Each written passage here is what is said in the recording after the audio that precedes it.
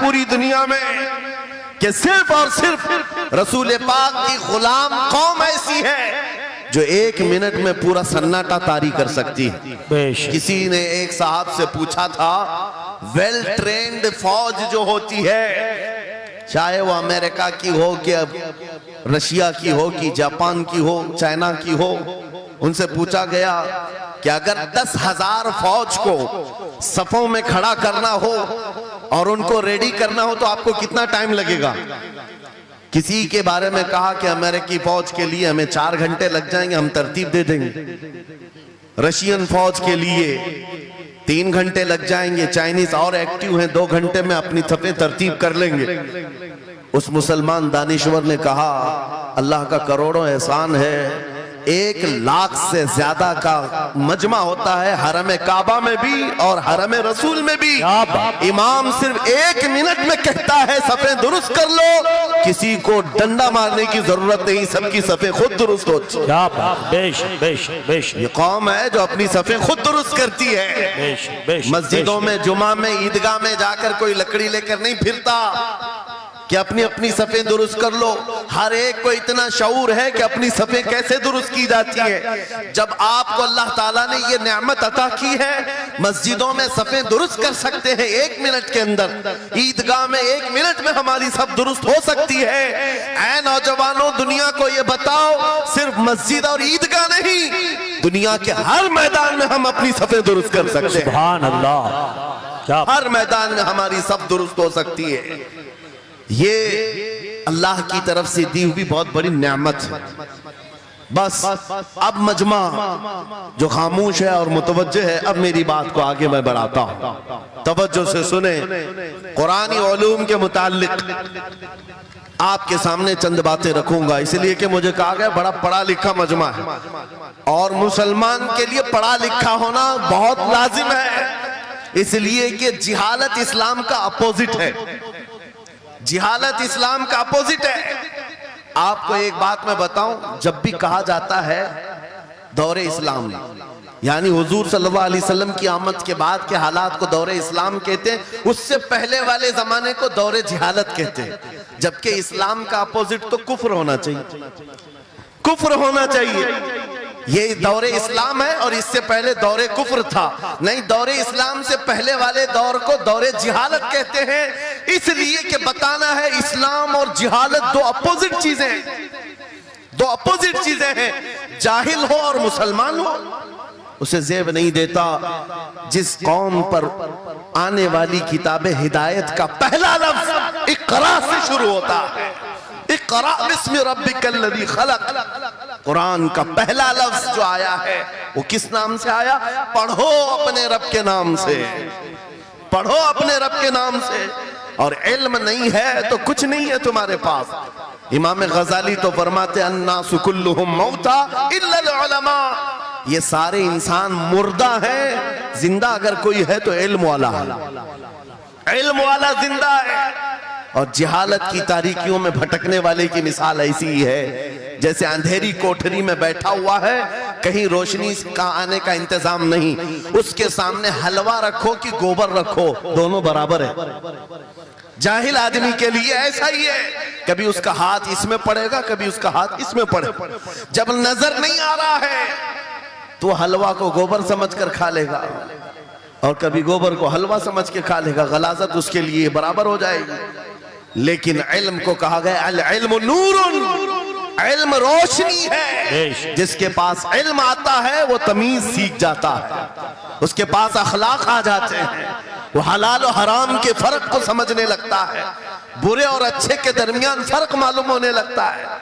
اسی لیے میرے عزیزو، مجھے بڑا گرو ہے اور فخر ہے، ہماری خانقاہ سے یہ آواز آتی ہے آدھی روٹی کھائیں گے اور بچوں کو پڑھائیں گے۔ بے شک، کیوں؟ بے شک، اس عظیم خانقاہ سے یہ آواز دی گئی، کیوں؟ صرف اس لیے نہیں کہ تم بڑے ہو کر کے ڈاکٹر بنو گے، انجینئر بنو گے. لوگوں کی نظر میں اب بات یہی رہ گئی، پڑھا اس لیے جاتا ہے کہ ڈاکٹر بننا ہے، انجینئر بننا ہے اور کمانا ہے، بہت کمانا ہے. علم جو ہے آج کمرشل بنا لیا گیا. علم اس لیے نہیں، علم اس لیے حاصل کیا جاتا ہے کہ بندہ خدا کو پہچانے، کیا بات، بے شک بندہ اپنی حقیقت کو پہچانے، بے شک. زندگی گزارنے کے اسلوب اسے معلوم ہو جائے. علم اس لیے سکھایا جاتا ہے. بہت سارے لوگ صرف نوکری کے لیے سمجھتے ہیں کہ علم حاصل کرنا چاہیے. نوکری کے لیے نہیں، اپنے اخلاق کو بلند کرنے کے لیے علم آنا بہت ضروری ہے. میرے عزیزوں، قرآن عظیم وہ ہدایت کی کتاب تمہارے پاس آئی، اس قوم کے لیے المیہ نہیں ہے تو اور کیا ہے، جو کتاب علوم کا ذخیرہ ہے. آج دنیا اس کتاب پر ریسرچ کر کر کے نئے علم و فنون حاصل کر رہی ہے. اس کتاب کو تو ہم مردوں پر پڑھنے کے لیے رکھے ہیں.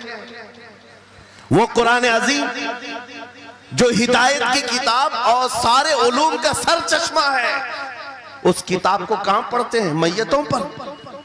کسی کا انتقال ہو گیا تو تیجے میں پڑھیں گے، چہلم میں پڑھیں گے، نویں میں، بیسویں میں پڑھیں گے. وہ ایصال ثواب کے لیے صرف رکھا گیا. اور اس سے تھوڑا آگے بڑھ گئے تو قسم کھانے کے لیے قرآن. آؤ چلو ہم قسم کھاتے قرآن پہ ہاتھ رکھ کر کے، قرآن پہ ہاتھ رکھ کے. میاں کیا قرآن قسم کھانے کی کتاب ہے؟ قرآن کی وہ آیت میں نے سب سے پہلے پڑھی، اللہ فرماتا ذالک الکتاب لا ریب فیہ، یہ وہ کتاب ہے جس میں شک کی گنجائش نہیں، اور یہ ہدایت ہے پرہیزگاروں کے لیے. اور قرآن میں 3 جگہ یہ لفظ آیا ہے، ہدی للناس، ہدی للمؤمنین، ہدی للمتقین. یہ سارے انسانوں کے لیے بھی ہدایت ہے، یہ سارے ایمان والوں کے لیے بھی ہدایت ہے، اور پرہیزگاروں کے لیے بھی ہدایت ہے. سب ہدایت الگ الگ انداز سے حاصل کرتے ہیں.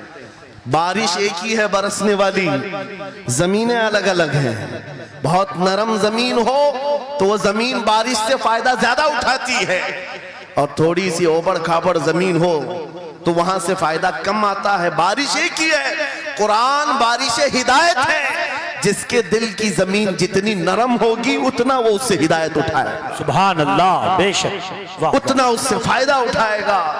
اور آج حالات یہ ہیں، اے نوجوانوں اپنے دل پر ہاتھ رکھ کر کے بتاؤ، قرآن کتنے لوگوں نے پڑھا ہے؟ قرآن کتنے لوگوں نے پڑھا ہے؟ میں ہاتھ نہیں اٹھواتا، کسی بھی بات پر ہاتھ مت اٹھایا کرو. نہ ہی جھوٹے ہاتھ اٹھانا ہے، نہ سچے ہاتھ اٹھانا ہے، نہ ہی کسی اور کو شرمندہ کرنا ہے. اپنے دل پہ ہاتھ رکھ کر کے بتاؤ قرآن کتنی مرتبہ پڑھ لیا. کیونکہ قرآن پاک بہت سارے لوگ یہ سمجھتے ہیں مدرسے میں بچپن میں ایک بار پڑھ لیا تو اس کا ہدیہ ہو گیا، ختم ہو گیا ہے، اب اس کے بعد پھر ہماری میت پہ ہی پڑھا جائے گا. اسی لیے تو قرآن کے علوم سے ناواقف ہو گئے. ارے سمجھنا تو دور کی بات، دیکھ کر کے پڑھنا بھی مشکل ہے. آج لوگوں کا دیکھ کر پڑھنا مشکل ہو گیا. قرآن تمہارے پاس بہت ساری کتابیں نہیں ہیں، بہت سارے گرنتھ نہیں، بہت سارے وید نہیں ہیں جن کا شمار ہی نہیں ہے. تمہارے پاس اونلی ون، ایک کتاب قرآن پاک، ایسی محفوظ کتاب جس کے بارے میں اللہ تعالیٰ خود فرماتا ہے سورہ قمر میں وَلَقَدْ يَسَّرْنَا الْقُرْآنَ لِلذِّكْرِ فَهَلْ مِن مُدَّكِرٍ. ہم نے قرآن کو یاد کرنے کے لیے آسان بنایا ہے کوئی یاد کرنے والا؟ 4 بار یہ آیت اللہ تعالیٰ فرماتا ہے کوئی یاد کرنے والا؟ اللہ جب فرما رہا ہے قرآن آسان ہے تو کون کہتا ہے یہ مشکل ہے؟ ہم نے خود اپنے ہاتھوں تباہی کو دعوت دی ہے. درس قرآن کو اگر ہم نے نہ بھلایا ہوتا، یہ زمانے نے زمانہ نہ دکھایا ہوتا. وہ زمانے میں معزز تھے، مسلمان ہو کر آج ہم خار ہوئے ہیں، تاریخ قرآن ہو کر آج ہم چھوڑے بیٹھے ہوئے ہیں. قرآن عظیم کو چھوڑ کر بیٹھنا کتنی بڑی گمراہی ہے. آج حالات ایسے آ گئے کہ قرآن کو بدلنے کی باتیں ہونے لگ گئیں. کیوں؟ تم اٹھاتے ہی نہیں. 26 آیتیں نکال دو، 25 آیتیں نکال دو، اس میں یہ باتیں، اس میں وہ باتیں ہیں. مسلمان کو تو پتہ بھی نہیں ہے کون سی آیتوں کے بارے میں یہ واویلا مچایا جا رہا ہے. ارے تم پڑھو، تمہارے لیے قرآن آیا ہے. یہ جتنی بھی کانفرنسیں ہیں، میں سمجھتا ہوں اس کے بدلے ہر جگہ صبح و شام قرآن پڑھنے اور پڑھانے کا انتظام ہو جائے اس طرح کے ہزاروں جلسوں سے وہ افضل ہے. بے شک بے شک. کیونکہ یہ میں نہیں کہہ رہا ہوں، میرے آقا فرماتے ہیں خیرکم من تعلم القرآن وعلمہ، تم میں سے سب سے بہترین آدمی وہ ہے جو قرآن سیکھے اور دوسرے کو سکھائے. بے شک بے شک. سب سبحان سے اللہ. بہترین آدمی وہ ہے قرآن کو سیکھے اور دوسرے کو سکھائے. آج نوجوانوں کے اندر ایک بڑی تعداد مجھے دیکھنے کو ملتی ہے، ان کو چھوٹی چھوٹی صورتیں بھی نہیں معلوم، قرآن دیکھ کر کے پڑھنا بھی نہیں آتا. بچپن میں ہمارے ماں باپ نے ہم کو سینے سے لگا کر کے قرآن مدرسہ بھیجنے کی عادت ڈالی تھی، اور جب اسکول جاتے تھے تو بستہ پیچھے لگا کے جاتے تھے. پتا ہوگا اسکول جاتے ہیں تو بستہ پیچھے رکھ کے جاتے ہیں، اور قرآن پڑھنے کے لیے جاتے ہیں تو سینے سے لگا کے جاتے ہیں. یہ ہمیشہ سے ایک ریت رواج چلا بزرگوں کا ڈالا ہوا کہ بیٹا قرآن ہمیشہ آگے ہوگا. لیکن شعور آنے کے بعد تم نے قرآن کو پیچھے ڈال دیا، پیچھے کو آگے کر دیا. کوئی علم ایسا نہیں جو قرآن میں موجود نہیں، کوئی علم ایسا نہیں. وَلَا رَطْبٍ وَلَا يَابِسٍ إِلَّا فِي كِتَابٍ مُبِينٍ. میرا مولا فرماتا ہے کوئی خشکی اور تری کی بات ایسی نہیں جو ہم نے قرآن میں نہ بیان کی. کیا بات. وَنَزَّلْنَا عَلَيْكَ الْقُرْآنَ تِبْيَانًا لِكُلِّ شَيْءٍ. رب فرماتا ہے ہم نے قرآن میں ہر چیز کا واضح بیان اتارا ہے تم پر.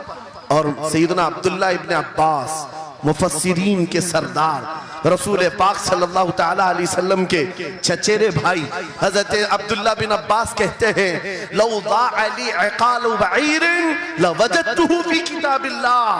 کہتے ہیں اگر میرے اونٹ کی نکیل کی رسی بھی گم ہو جائے میں اس کو کتاب اللہ قرآن میں ڈھونڈ کیا لوں گا. بات. کیا بات. واہ واہ واہ واہ. میں اس کو قرآن میں ڈھونڈ لوں گا. ان کے پاس علوم قرآن تھے. اور آپ کیا سمجھتے ہیں قرآن میں کیا نہیں ہے؟ سائنس کی ایجادات کو اگر آپ لے کر کے بیٹھے، میں نے اپنا پورا بیان ریکارڈ کیا ہے 2 سال قبل ہی. یہاں وقت کی قلت ہے، میں آپ کے سامنے عرض کرتا ہوں. 16ویں صدی کے بعد یا 18ویں صدی کے بعد سائنس کی ترقیات نے اپنا پیر جمانا شروع کیا ہے اس روئے زمین پر، جبکہ میرے مصطفیٰ کریم صلی اللہ تعالیٰ علیہ وسلم کی زبان اقدس سے نکلے ہوئے کلمات جو قرآن میں موجود ہیں اٹھاؤ اور میں بتاتا ہوں ہر چیز کا علم قرآن میں موجود ہے. جب کوئی سونوگرافی کا انتظام نہیں تھا، نہ سی ٹی سکین ہو سکتا تھا، نہ ایکس رے کا کوئی علم کسی کے پاس تھا، اس وقت قرآن کہہ رہا ہے ایمبریالوجی کے بارے میں. کیا بات. ایمبریالوجی کیا ہے؟ بچہ پیدا ہونے کی جو اس کے نشو نما کی جو مدت ہوتی ہے، کس طرح پیٹ میں بچے کی تخلیق ہوتی ہے. قرآن میں مولا فرماتا ہے ثم جعلناه نطفة في قرار مكين ثم خلقنا النطفة علقة فخلقنا العلقة مضغة فخلقنا المضغة عظاما فكسونا العظام لحما ثم انشأناه خلقا آخر فتبارك الله احسن الخالقين. مولا فرماتا ہے ہم نے نطفے سے علقہ بنایا. نطفہ کیا ہے؟ سپم کا وہ ایک قطرہ جو مرد کے ذریعے سے عورت کے رحم میں جاتا ہے، اس کے بچے کی تھیلی میں جاتا ہے، ایک نطفہ، ایک بوند، جس کو نطفہ کہا گیا ہے. مولا فرماتا ہے ہم نے نطفے سے علقہ بنایا. علقہ کس کو کہتے ہیں؟ سائنس میں پڑھنے والے اگر اسٹوڈنٹس ہوں تو سمجھ جائیں گے. اگر کوئی میڈیکل سائنس کا کوئی اسٹوڈنٹ ہے تو اسے معلوم ہونا چاہیے ایمبریالوجی میں چپچپا ہوا چنگم جو ہوتا ہے اس کو علقہ کہتے ہیں عربی میں. اور آج سائنس یہ کہتی ہے کہ پہلے باپ کے نطفے کے ایک قطرے سے ایک چھوٹا سا خون کا ٹکڑا بنتا ہے جو چپچپا ہوتا ہے، پھر اس کے بعد ایک گوشت کا ٹکڑا ہوتا ہے، پھر اس کے بعد اس میں ہڈیاں بنتی ہیں، پھر اس کے بعد اس پر چمڑیاں آتی ہیں، پھر اس کے بعد اس کی آنکھیں ساری چیزیں بن جاتی ہیں. یہ پروسیس ہے 9 مہینے ماں کے پیٹ میں، اور ہر ایک کے ویکس گنے ہوئے ہیں. فرسٹ ویک میں کیا ہوتا ہے، سیکنڈ ویک میں کیا ہوتا ہے، تھرڈ ویک میں کیا ہوتا ہے. ایمبریالوجی کا پورا علم ہے. سائنس آج 21ویں صدی میں اس ایمبریالوجی کو تمہارے سامنے لا رہی ہے. عربوں کے اس دور کی بات کر رہا ہوں جہاں لوگوں کو گھر بنانے کا علم نہیں تھا، اور قرآن ماں کے پیٹ میں پیدا ہونے والے بچے کی تخلیقات بیان کر رہا ہے. نعرہ تکبیر، نعرہ رسالت، فیضان قرآن مقدس، فیضان شیخ المشائخ. نعرہ تکبیر، نعرہ رسالت واہ واہ مشہور سائنسدان ہے فرینک پریس نام سے، جس نے یہ تھیوری دنیا کو بتائی کہ ارضیات زمین کے اندر جو وسعت ہو رہی ہے، اور اس کے بعد اس نے کہا تھا، فرینک پریس نام کا انگریز مورخ اور انگریز سائنسدان نے کہتا ہے زمین جو ہے پانی کے اوپر ہے، اور ایسے ہی پانی کے اوپر کوئی چادر بچھا دی جائے تو کبھی چادر ادھر ہو سکتی کبھی ادھر ہو سکتی ہے، اس چادر کو مضبوط رکھنے کے لیے اس پر پہاڑوں کا ہونا بہت ضروری ہے۔ یہ 19ویں صدی میں فرینک پریس کہہ رہا ہے، اور میرا مولا قرآن میں فرماتا ہے، اللہ تعالیٰ فرماتا ہے والجبال اوتادا، ہم نے پہاڑوں کو میخ بنا کر کے زمین پر گاڑا، کیا بات، واہ واہ، بے شک بے کہ شک، زمین کو ہلنے نہیں دیتے پہاڑ۔ ارضیات کا علم، آسٹرونومی کے بارے میں، آسٹرولوجی کے بارے میں قرآن میں موجود علوم آپ پڑھو، زولوجی کے بارے میں، جانوروں کے علوم کے بارے میں قرآن میں پڑھو۔ رب تعالیٰ پرندوں کے ان اشکال کے بارے میں بیان فرما رہا ہے، یہ جھنڈ کے جھنڈ جاتے ہیں، جماعت کی جماعت ہوتی ہیں۔ چونٹیوں کے بارے میں پوری سورہ موجود ہے، ان کے کھانا تقسیم کرنے کا طریقہ کیا ہے، ان کے ایک دوسرے کو پکارنے کا طریقہ کیا ہے، ان میں جب ایک چونٹی مر جاتی ہے تو اس کو دفنانے کا طریقہ کیا ہے۔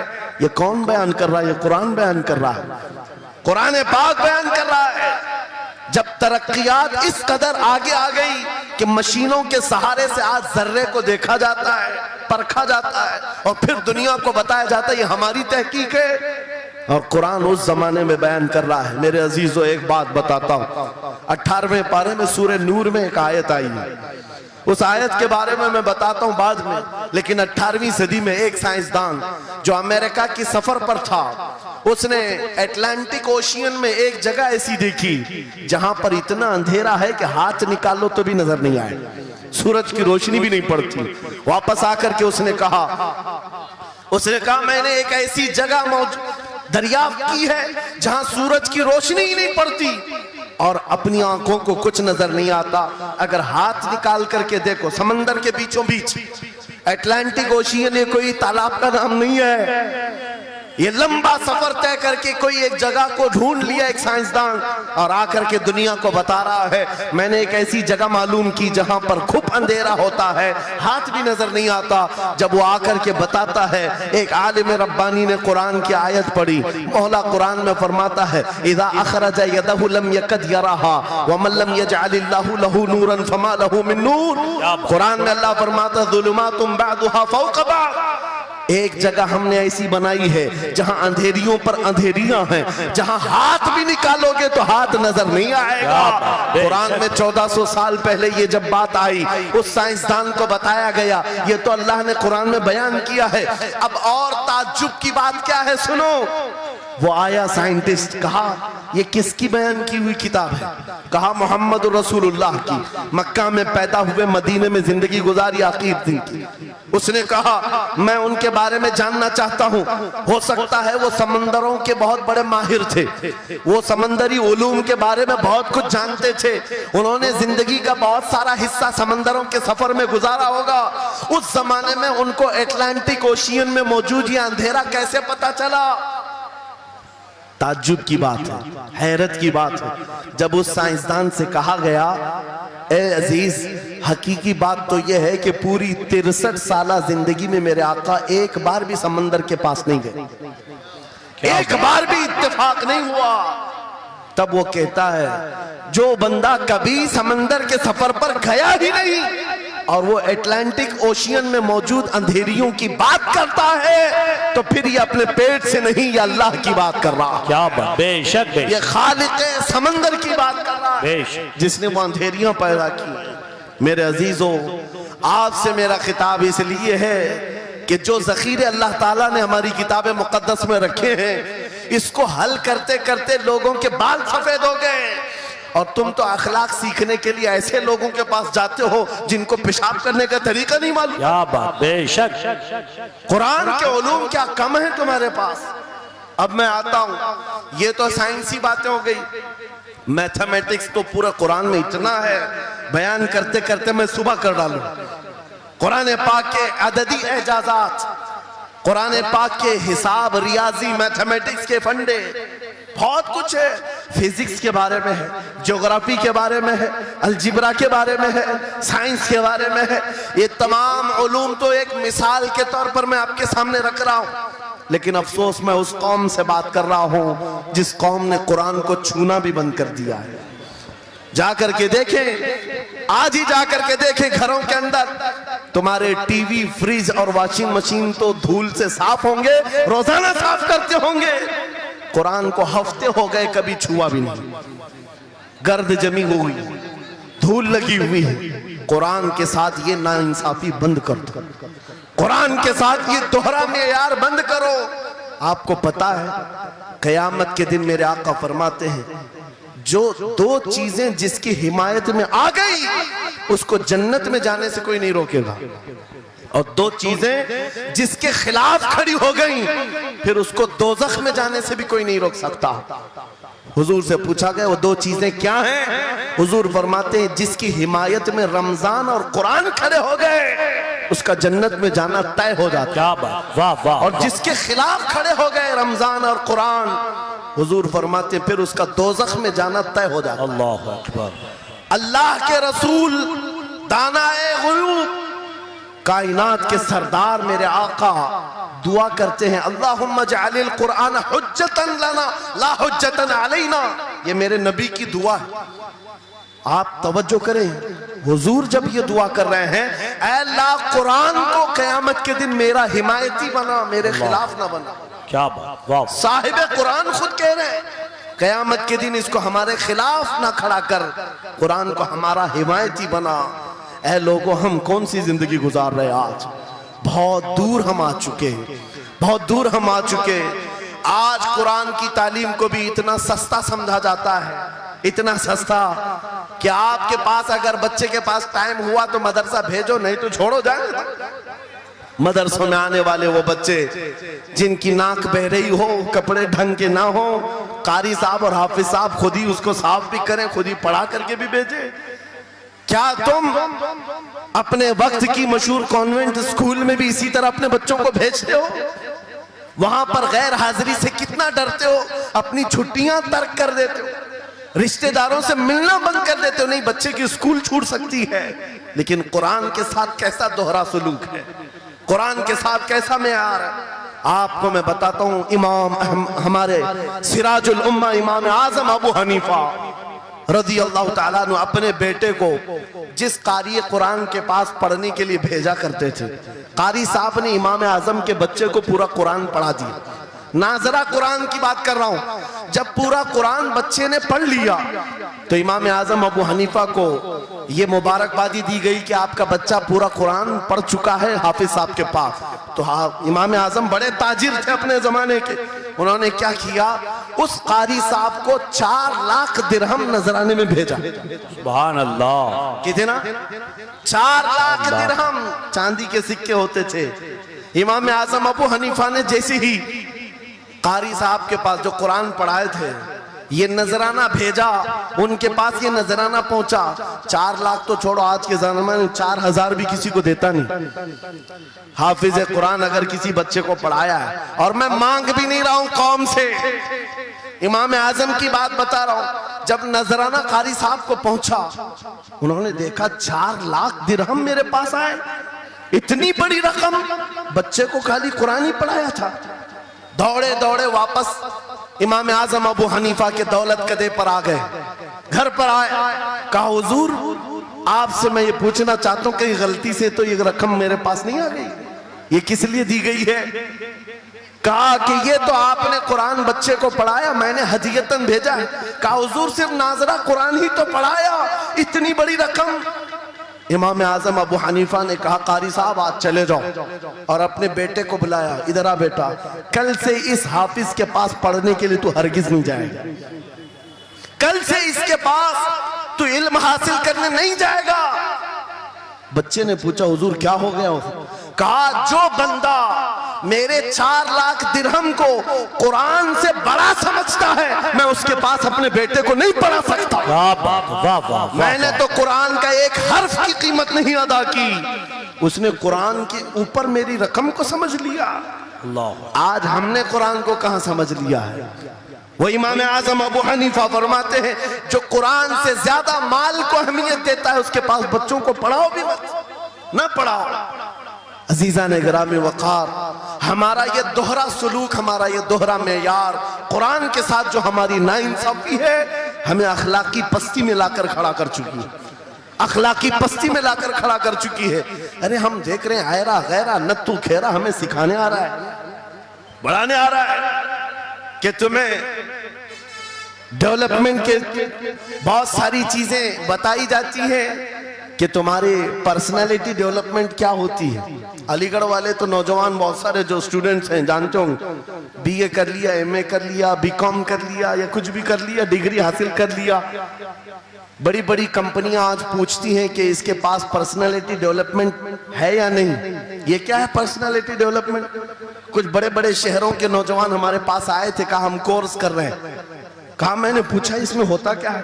کہا اس میں سکھایا جاتا ہے بیٹھنا کیسا ہے، لوگوں سے ملنا کیسے ہے، کھانے کے لیے بیٹھے تو چمچ کہاں رکھنا ہے، برتن کہاں رکھنا ہے، لوگوں سے ہینڈ شیک کیسے کرنا ہے، یہ ساری چیزیں سکھائی جاتی ہیں۔ میں نوجوانوں سے پوچھا کہ اچھا کتنے مہینے کا؟ کہا کہیں 6 مہینے کا، کہیں سال بھر کا۔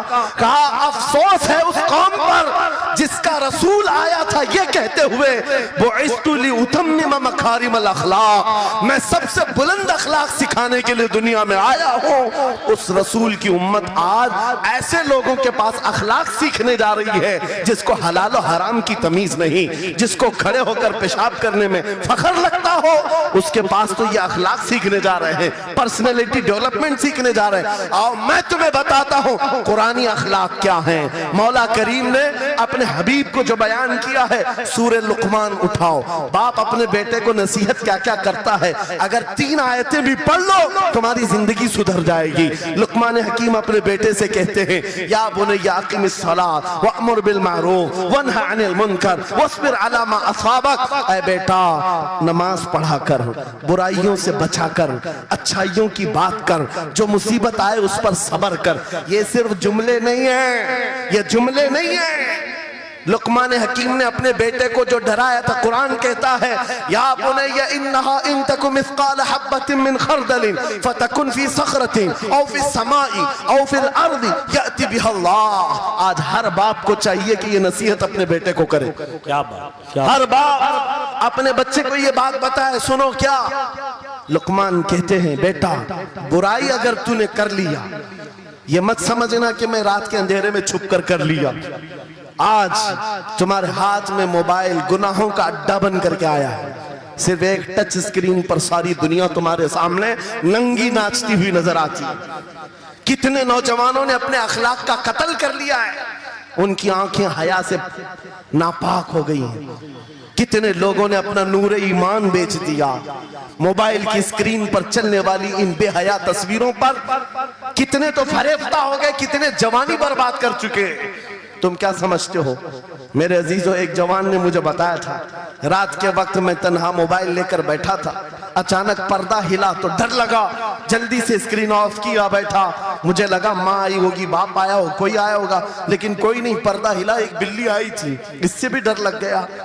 میں نے کہا پردے کے ہلنے سے اتنا ڈر ہے کہ کوئی آ جائے، تیرا ایمان کہاں گیا؟ وہ مولا کہتا ہے یعلم خائنۃ الاعین وما تخفی الصدور، وہ رب تمہارے دلوں میں گزرنے والے حالات کو بھی دیکھ رہا ہے، بے شک تمہاری آنکھوں کی خیانت کو بھی وہ دیکھ رہا ہے۔ جب تمہارا یقین ہی ختم ہو گیا تو کیا کرو گے؟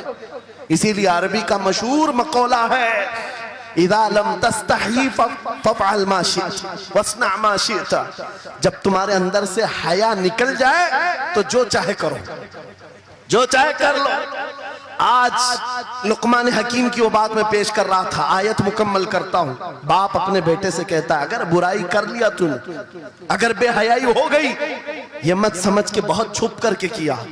آج سے 4000 سال پہلے لقمان حکیم کہہ رہے ہیں اپنے بیٹے سے اگر برائی تو آسمانوں میں جا کر کرے گا، یا پہاڑ کے اندر گھس کر کرے، یا زمین کے اندر جا کر کرے، کہیں پر بھی کر لے، جبکہ یہ تینوں چیزیں ان کے زمانے میں نہیں تھی۔ نہ پہاڑوں کے اندر جا کر کے کرنے کا تصور، نہ زمینوں کے اندر جانے کا، نہ آسمانوں میں اڑنے کا تصور، یہ سب آج کے دور میں ممکن ہے۔ اور لقمان حکیم کہتے ہیں اگر تو ان سب جگہوں پر جا کر کہیں پر بھی کرے گا، یأتی بہ اللہ، اللہ وہ تیرے سامنے لے کے آئے گا۔ بے شک بے شک۔ فَمَنْ يَعْمَلْ مِثْقَالَ ذَرَّةٍ خَيْرًا يَرَهُ وَمَنْ يَعْمَلْ مِثْقَالَ ذَرَّةٍ شَرًّا يَرَهُ۔ تم اگر رائی کے دانے کے برابر بھی نیکی کرو، اللہ وہ تمہیں دکھائے گا۔ رائی کے دانے کے برابر بھی برائی کرو، اللہ تمہیں دکھائے گا۔ اخلاق سیکھنے کے لیے دوسری جگہ جاتے ہو، اگر یہ فارمولا کسی کو یاد ہو جائے، میں کہتا ہوں سارے سی سی ٹی وی کیمرے بند ہو جائیں، اس بندے کو کوئی بہکا نہیں سکتا جس کے دل میں صرف اتنا خیال ہے کہ میرا مولا مجھے دیکھ رہا ہے، بے شک بے شک۔ میرا رب مجھے دیکھ رہا ہے۔ اس کی نگرانی کے لیے کسی کیمرے کی ضرورت نہیں، کسی سی سی ٹی وی کی ضرورت نہیں۔ عزیزان گرامی وقار، بچوں کے دلوں میں اخلاق بعد میں آئیں گے، اللہ کا خوف ان کے دل میں ڈالو، اللہ دیکھ رہا ہے، ایک دن تمہیں حاضر ہونا ہے، سب لایا جائے گا، سب لایا جائے گا، جو کچھ کیا تھا، جو کچھ کہا تھا، سب لایا جائے گا۔ لقمان حکیم نے اپنے بیٹے کو اخلاق سکھایا، کیا سکھایا؟ وَقْصِدْ فِي مَشِيكَ وَغْضُضْ مِن صَوْتِكَ إِنَّ أَنْكَرَ الْأَصْوَاتِ لَصَوْتُ الْحَمِيرِ۔ چلنا ہو تو میانہ انداز میں چلو، ایسے نہیں کہ اکڑ کر چلنا ہے یا جھک کر چلنا ہے، اعتدال کے ساتھ چلو اور آواز کو نرم رکھا کرو۔ بے شک۔ قرآن کہتا ہے سب سے بری آواز گدھے کی آواز ہے۔ لوگ آج چلاتے ہیں ایک دوسرے کو، ٹھٹے مارتے رہتے ہیں، یہ محفلوں کے آداب بھی نہیں، نہ ہی تمہارے اخلاق ہیں۔ اسی لیے شیخ سعدی نے فرمایا ہے تا مرد سخن نہ گفتہ باشد عیب و ہنرش نہ ہفتہ باشد۔ جب تک آدمی بات نہیں کرتا اس کی اچھائیاں بھی معلوم نہیں ہوتی، اس کی برائیاں بھی نہیں معلوم ہوتی۔ بے شک۔ جب بات کرتا ہے تو پتہ چل جاتا ہے اس کے اخلاق کیسے، بات کرتا ہے تو سمجھ میں آ جاتا ہے کون سی کیٹیگری کا ہے۔ اس لیے اپنی زبان کو ایسی رکھو کہ دنیا تمہیں اعلیٰ نسل کا سمجھ سکے۔ بات کرو تو تمیز کے ساتھ، چیخ پکار کرنا، ایک دوسرے کو اس طرح سے بات کرنا نوجوانوں میں آج عام ہو گیا۔ قرآن کہتا ہے اپنی آوازوں کو پست کرو۔ ایک اور بات رب فرماتا ہے وَلَا تُسَعِّرْ خَدَّكَ لِلنَّاسِ، لوگوں کو سے منہ موڑ کر کے بات مت کرنا۔ سامنے تمہارے کوئی کھڑا ہے اور تم ادھر گھوم کر کے بات کر رہے ہو، یہ آج فیشن ہو گیا ہے، پیچھے پلٹ کر کے بات کرنا، ادھر دیکھ کر کے اس کو بات کرنا، لوگ یہ سمجھتے ہیں فیشن ہے۔ میرا مولا فرما رہا ہے یہ اخلاق سے گری ہوئی حالت ہے۔ جب بات کرو تو آمنے سامنے، لوگوں سے منہ ٹیڑھا کر کے بات نہ کرنا، یہ اخلاق کون سکھا رہا ہے؟ یہ قرآن عظیم ہے۔ تم پرسنالٹی ڈیولپمنٹ سیکھنے کی بات کر رہے ہو، تعلیمات اسلام کو چھوڑ کر کیا پرسنالٹی ڈیولپمنٹ حاصل کر پاؤ؟ تمہارے پاس سب کچھ ہے لیکن سیکھنا نہیں چاہتے۔ آج تک نوجوانوں میں سے مجھے کوئی ملا نہیں اس طرح سے کہ لوگ آتے ہیں مفتی صاحب بیوی کو 2 طلاق دے دیا 3 طلاق دے دیا، اب کیا کرنا ہے، عدت کیسے گزارنا ہے؟ یا زیادہ سے زیادہ دارالفتہ میں آتے ہیں مفتیان اکرام ہوں گے، جھگڑے کے مسائل لے کر کے آتے ہیں، باپ مر گئے اس کو کتنا ملنا ہے، اس کو کتنا ملنا ہے۔ ارے زندگی گزر گئی، کبھی آ کر کے یہ کیوں نہیں پوچھا میرے گھر میں منگنی ہو رہی ہے، شادی ہو رہی ہے، یہ بتائیں میرے مصطفیٰ نے کیسے شادی کی؟ کیا بات ہے، کیا بات، بے شک۔ یہ کیوں نہیں پوچھا؟ میں بیمار ہو گیا ہوں، مجھے بتائیں رسول اللہ نے بیماری کے عالم میں کیا کہنے کا حکم دیا؟ کیا بات۔ اگر طلب ہو میرے نبی کے پیچھے چلنے کی تو بندہ ڈھونڈ ڈھونڈ کر چلے گا، بے شک، ڈھونڈ ڈھونڈ کر چلے گا۔ بے شک۔ حضرت امام ابو یوسف کے بارے میں اور بعض نے امام احمد بن حنبل کے بارے میں کہا کہ آپ نے کلنگڑ کھانے کا بہت شوق تھا، تربوز، آپ تربوز کہتے ہیں؟ ہاں، ہمارے ہاں ممبئی میں اس کو کلنگڑ کہتے ہیں۔ اور انہوں نے یہ کہا کہ یہ سنت بھی ہے، مجھے روایت ملی ہے کہ حضور نے بھی کھایا لیکن زندگی بھر کھائے نہیں۔ مریدین نے پوچھا کہ حضور جب سنت بھی ہے اور آپ کو شوق بھی ہے کھاتے کیوں نہیں؟ کہتے ہیں اب تک میں وہ طریقہ ڈھونڈ رہا ہوں کہ میرے نبی نے کتنے ٹکڑے کر کے کھائے۔ اللہ اکبر، اللہ اکبر، واہ واہ۔ مجھے وہ طریقہ چاہیے۔ حضور کے پیچھے چلنے والا ڈھونڈ ڈھونڈ کر کے عمل کرتا ہے۔ اور آج ہم نے زندگیاں ایسی بنائی ہوئی ہیں کہ لگتا ہے دارالفتہ مفتی اور علماء صرف طلاق کے لیے ہیں۔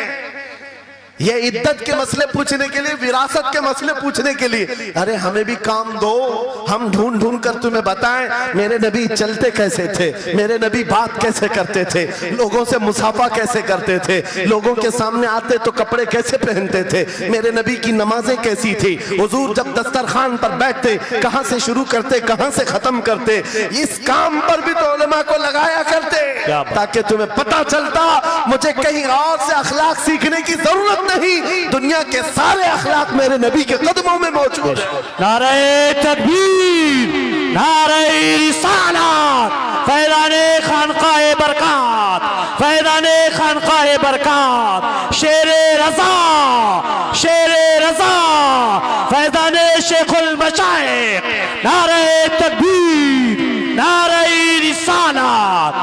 واہ واہ، درس قرآن کو اگر ہم نے نہ بھلایا ہوتا، یہ زمانے نے زمانہ نہ دکھایا ہوتا۔ ایکو بند کر دو، ایکو۔ قرآن پاک کے سلسلے میں مجھے بیان کرنے کا حکم دیا گیا، بس میں وہی باتیں کر رہا ہوں۔ میں آپ کو اپنے موضوع سے جو متعلق ہے وہ باتیں عرض کرتا ہوں۔ قرآن کیا تمیز سکھاتا ہے۔ آج گھر گھر کے اندر جو ایک بہت بڑی بلا آئی ہوئی ہے، ہر تیسرا چوتھا گھر یہ شکایت لے کر کے آتا ہے بیٹا ہاتھ سے نکل گیا، بیٹی ہاتھ سے نکل گئی۔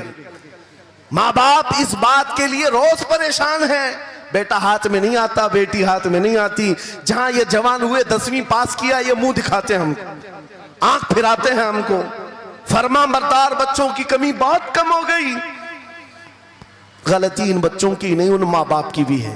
تم نے ان کی تربیت تو کھلونوں سے کی ہے، ان کی تربیت میں تو تم چاہتے تھے کہ ہر سنڈے ان کو پکنک پر لے جائیں، بچہ خوش ہو جائے گا، ان کو گھمائیں گے پھرائیں گے، جو بچہ مانگے گا سب لا کر دیں گے۔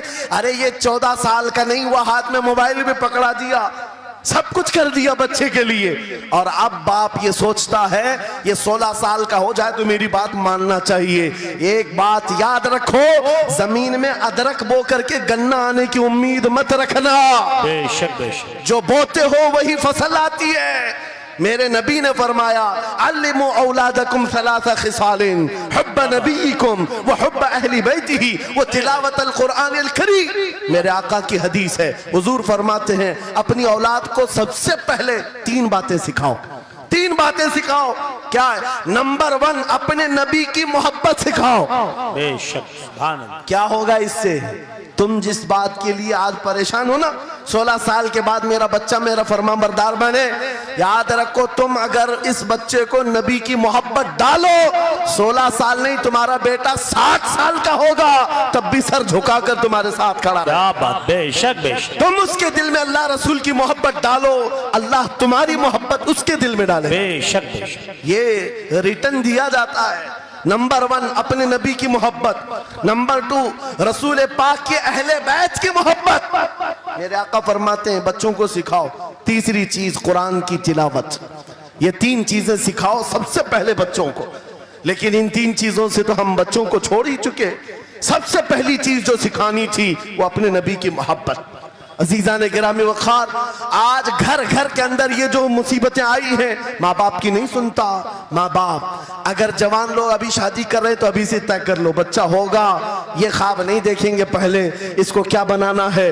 تم اگر اللہ اور اس کے رسول کی محبت ڈالنے کی خواب لے کر اس بچے کی تربیت کرو، انشاءاللہ وہ ڈاکٹر بھی بنے گا، انجینئر بھی بنے گا، پروفیسر بھی بنے گا، لیکن ساتھ میں عاشق رسول بھی بنے گا۔ سبحان اللہ، سبحان۔ اور جہاں یہ دولت لے کر کے کھڑا ہوگا، عشق رسول کی دولت لے کر کھڑا ہوگا، اور پروفیسر بھی ہو جائے، ڈاکٹر بھی ہو جائے، کچھ بھی ہو جائے۔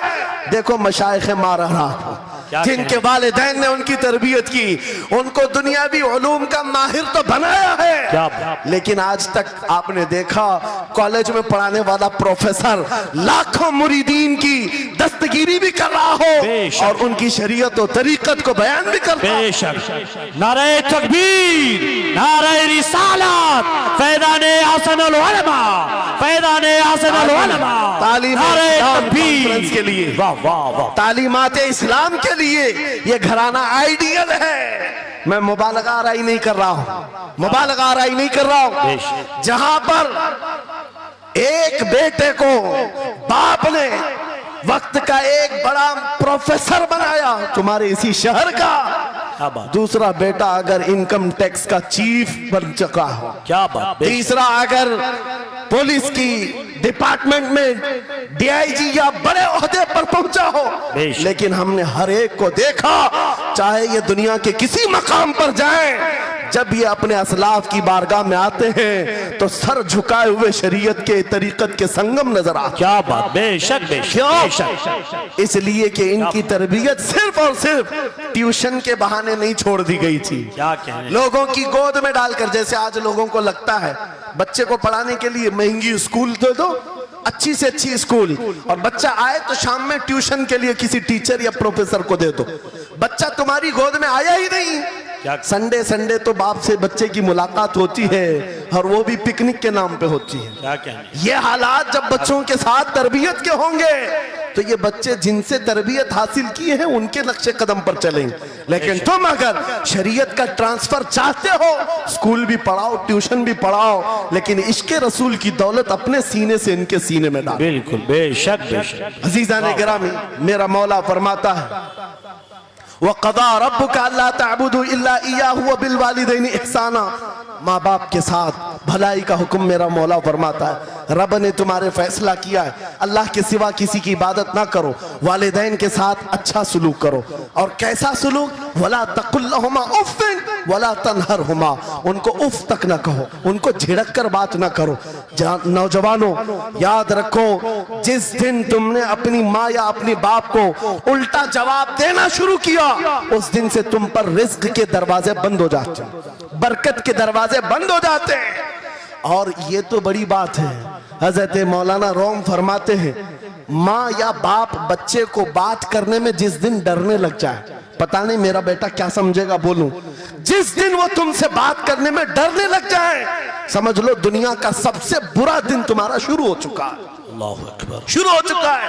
ہونا تو یہ چاہیے کہ تمہاری جوانی نہیں، تمہاری عمر بیتنے کو آ گئی، اگر ماں باپ کو اللہ نے سلامت رکھا، چاہے وہ بوڑھے بستر مرض پر ہو، اس وقت بھی ادب کے بازو پھیلائے ہوئے ہوں، ادب کے بازو۔ آپ کو پتا ہے صحابہ اکرام بیٹھے، میرے آقا صلی اللہ علیہ وسلم، ایک خاتون آئی، رسول کھڑے ہو گئے، اپنی چادر بچھایا، اس خاتون کو بٹھایا۔ صحابہ کہتے ہیں ہم نے ایک خاتون کو، آئی ہوئی خاتون کو اتنا ادب کرتے ہوئے رسول اللہ کو پہلی بار دیکھ رہے تھے۔ وہ خاتون آئی، بیٹھی، مسکرائی، باتیں کی اور چلی گئی۔ صحابہ نے پوچھا یا رسول اللہ اس خاتون کا ادب کیا ہے؟ میرے آقا فرماتے ہیں یہ میری دائی، میری دودھ پلانے والی ماں حلیمہ سعدیہ، کیا بات، واہ واہ، پیدا ہوئے نہیں، دودھ پلائی ہوئی ماں کا یہ ادب میرے نبی نے سکھایا۔ یہ اخلاق قرآن کے ہیں میرے عزیزوں، قرآن کے ہیں۔ یاد رکھو نوجوانوں، ان بوڑھے ماں باپ کو آج جتنے لوگوں نے ترسایا ہے اور انہیں گھٹ گھٹ کر جینے پر مجبور کیا ہے، وہ آج کی رات توبہ کر کے جائیں، توبہ کر کے جائیں، مصافحہ کریں، ان کے ہاتھ چومیں۔ یہ تم سے کیا تمنا رکھتے ہیں؟ بس اتنی کہ تم اپنے پیروں پہ کھڑے ہو جاؤ، ڈھنگ کا کمانا سیکھ جاؤ۔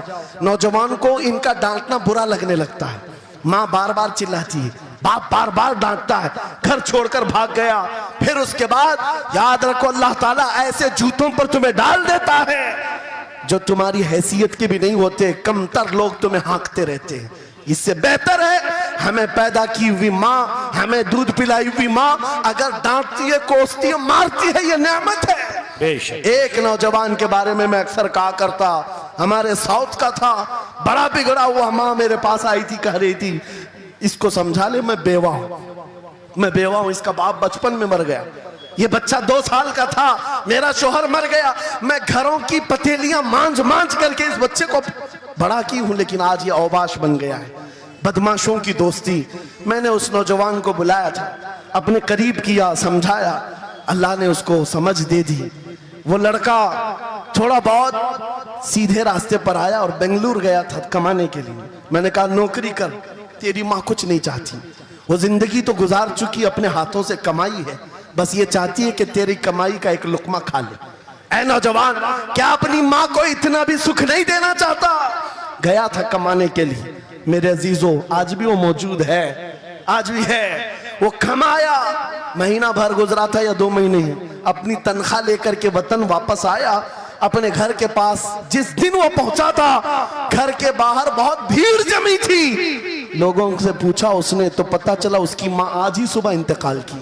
अल्लाह अकबर। वो पैसों की गड्डी ला करके जो कमाया था 1 महीने 2 महीने की तनख्वाह माँ के कदमों में रख दिया। बहुत रोया। ये बात मैं तकरीरों में इसलिए कहता हूँ, उसने कई बार कहा मुफ्ती साहब नौजवानों को सिर्फ इतनी बात कहें, मैं इस अजाब में रोज मरता हूँ। मेरी माँ जिंदगी भर लोगों के जूठे मांझ करके मुझे खिलाती रही और मैं एक लुकमा मेरी माँ को खिला ना सका। जिस दिन मैं लाया था पैसे ये तो दुनिया से चल पड़ी। मुझे आज रोज इस बात का गम सताता है।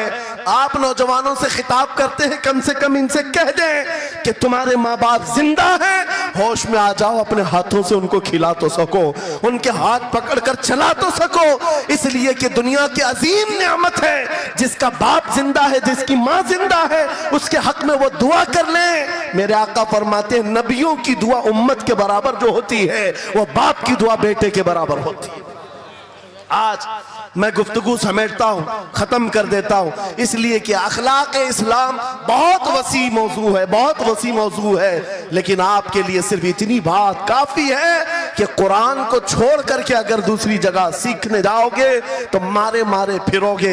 आज वापस आ जाओ उसी कुरान पर जिसको मेरे आका ने हमारे उरूज का जरिया बनाया है, हमारी तरक्की का रास्ता बनाया है। जानते हो जब दुनिया के पास पार्लियामेंट नहीं थी, चलाने के लिए उसूल नहीं थे, पूरी दुनिया को कुरान ने उसूल बताए हैं, कानून बताए हैं। इस एक कुरान से फिक़ह हनफी मिला, फिक़ह शाफ़ई मिला, फिक़ह हम्बली मिला, फिक़ह मालिकी मिला। ये तो 4 मैंने नमूने बताए, 1 2 नहीं 18 फिक़ह की तदवीना पूरी दुनिया में मौजूद है। इस कुरान पर लिखी जाने वाली तफसीरों की तादाद पूरी दुनिया की किताबों से सबसे ज्यादा है। 700 तफसीरों के नाम मेरे पास मौजूद है, हर तरह से अलग अलग तफसीर की गई है। दुनिया की मुख्तलिफ जुबानों में इसके तर्जुमे किए गए। वो एक कुरान ऐसा है जो आज भी बबांगे दुहल पूरी दुनिया को चैलेंज कर रहा है। अगर तुम अल्लाह की बात को झूठा मानते हो, कुरान की तरह एक आयत ला करके बता दो, एक सूरत ला करके बना दो। आज दुनिया तरक्की बहुत कर चुकी होगी, टेक्नोलॉजी पर ये पाबंदे सलासिल कर चुकी और चांद पर कमंदे डाल चुकी, सूरज की शुआओं को कैद करके करंट बना दिया हो, सयाल मादे से दुनिया ने केमिकल बना दिया, सब बना दिया। लेकिन एक बात तय है, पूरे इंसान मिल जाएं, पूरे जिन्नात मिल जाएं, मेरा मौला फरमाता फिर भी वो कुरान के मिसल नहीं ला सकते। बेशक बेशक, वाह, कुरान के मिसल नहीं ला सकते।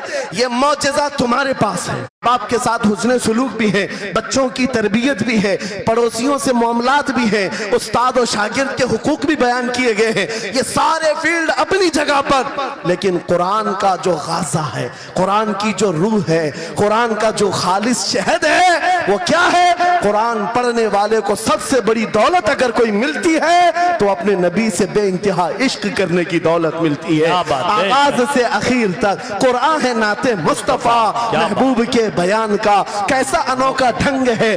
जुनैद बगदादी के जमाने में एक आर्टिस्ट आया था, एक मुसव्विर, लोगों की मुंह बोली तस्वीर खींचता था। अगर कोई आता अपनी महबूबा के बारे में कहता, उसकी आंखें ऐसी, उसकी नाक ऐसी, उसकी भवें ऐसी, उसकी पेशानियां ऐसी, वो उसी तरह से तस्वीर निकालता था। आर्टिस्ट था और लोगों की कतारें लगी थी अपने अपने महबूब महबूबाओं की तस्वीरें निकालने के लिए। इसलिए कि आपकी तरह मोबाइल उस जमाने में नहीं थे जो हर घड़ी खींच लिया करें। वो जुनैद बगदादी का दौर, आर्टिस्ट तस्वीर निकालता था। जब ये बात पता चली, हजरत जुनैद बगदादी भी उस मुसव्विर के घर चले गए, लाइन में खड़े हो गए। जब आपका नंबर आया तो उस मुसव्विर ने पूछा, मौलाना आपका क्या काम है?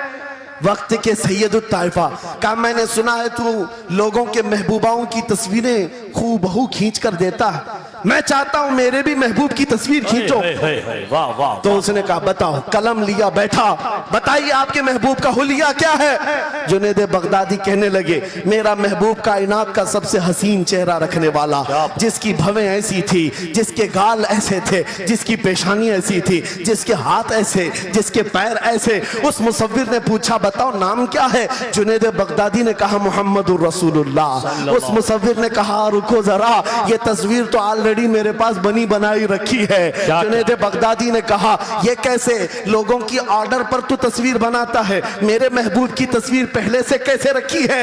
اس مصور نے کہا بات دراصل یہ ہے، آپ جس سے محبت کرتے میں بھی اس سے محبت کرتا ہوں، ہم دونوں کا محبوب ایک ہے، اس لیے تصویر پہلے سے بنی رکھی ہے۔ جنید بغدادی نے کہا اچھا لاؤ تو ذرا ہمارے محبوب کی تصویر دیکھ تو لے۔ وہ مصور اندر گیا اور قرآن پاک لا کر کے جنید بغدادی کے سامنے رکھا اور کہا اے جنید کیا یہ میرے نبی کی تصویر نہیں ہے؟ آنکھیں دیکھنا ہو تو پڑھو ما زاغ البصر وما طغى، چہرہ دیکھنا ہو تو پڑھو والضحى واللیل اذا سجى، ہاتھ دیکھنا ہو تو پڑھو وما رمیت اذ رمیت ولکن اللہ رمى، اگر قدم دیکھنا ہو تو پڑھو لا اقسم بهذا البلد وانت حل بهذا البلد، اگر سینہ دیکھنا ہو تو پڑھو الم نشرح لك صدرك ووضعنا عنك وزرك، اگر اس نبی کی گفتار دیکھنا ہو پڑھو وما ينطق عن الهوى ان هو الا وحی یوحى، اس محبوب کی عطائیں دیکھنا ہو تو پڑھو انا اعطیناک الکوثر۔ بابا نعرہ تکبیر،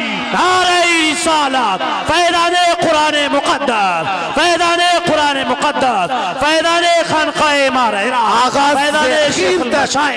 آغاز سے اخیر تک قرآن نعت مصطفیٰ محبوب کے بیان کا کیسا انوکھا ڈھنگ ہے۔ یہ تعلیمات اسلام کانفرنس سے قرآن کی تعلیمات سے یہ بات مجھے کہنا ضروری تھا۔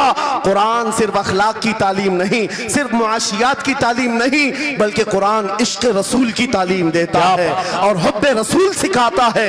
اس لیے ہم اسی حب رسول کے ساتھ اس جلسے کا اختتام کرتے ہیں۔ اس قرآن کی تعلیم ایرے غیرے سے بھی نہیں حاصل کرنا، بجھے ہوئے دل سے بھی نہیں لینا، اندھے لوگوں سے بھی مت پڑھنا جو قرآن تو پڑھا دیں گے قل ہو اللہ احد، لیکن بعد میں یہ نہیں بتائیں گے کس پر اترا تھا۔ قرآن اگر پڑھنا ہے تو کنز الایمان سے پڑھا کرو، جہاں بریلی کا امام یہ بھی بتائے گا قرآن پڑھنے والا اپنے نبی کو یہ نہیں کہے گا میرا نبی میرے جیسا تھا یا اس کا علم ایسا تھا ویسا تھا، بلکہ بریلی کا امام بتائے گا قرآن پڑھنے والا اپنے نبی کو یوں کہے گا سرور کہوں کہ مالک و مولا کہوں تجھے، باغ خلیل کا گل زیبا کہوں تجھے، تیرے تو وصف عیب تناہی سے ہیں بری، حیران ہوں میرے شاہ میں کیا کیا کہوں تجھے، لیکن رضا نے ختم سخن اس پہ کر دیا خالق کا بندہ خلق کا آقا کہوں تجھے۔